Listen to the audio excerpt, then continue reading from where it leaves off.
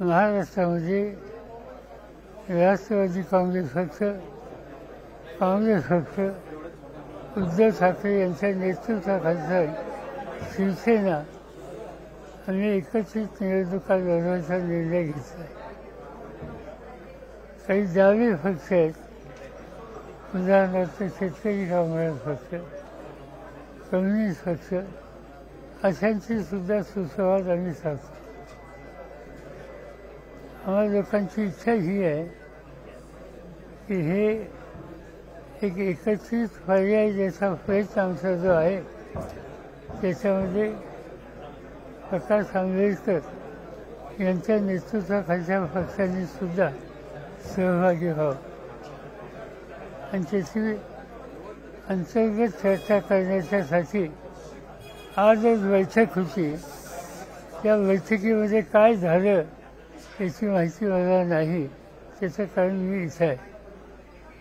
प्रकाश आंबेडकर यांच्याशी आमचे काही सहकारी बोलले आणि त्याच्यातून असं दिसतंय, त्यांच्याकडून सुचवलं गेलं की आजच्या दिवशी त्यांची पुण्याला काहीतरी जाहीर सभा आहे आणि त्यामुळे ते आज आम्हाला लोकांच्यावर चर्चा करायला वेळ काढू शकत नाही.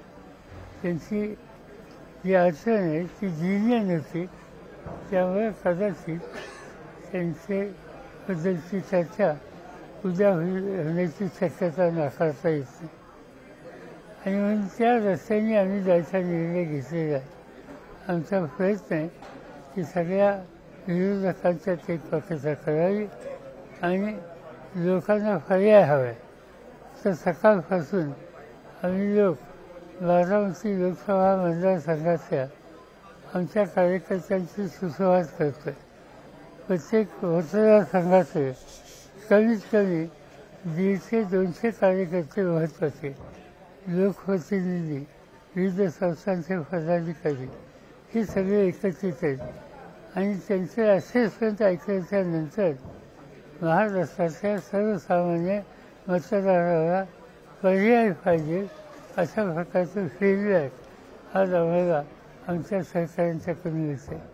आणि ही जनतेची जर इच्छा असली तर राजकीय पक्ष म्हणून आमची नैतिक जबाबदारी आहे की त्याची पूर्तता करायची आणि ती जबाबदारीची पूर्तता करत असेल तर आम्ही अन्य पक्षांच्यावर एकत्रित बसण्याचा निर्णय जो घेतो आहे तो योग्य आहे आणि त्याच्यात यश मिळेल असा निदान माझा प्रयत्न राहील.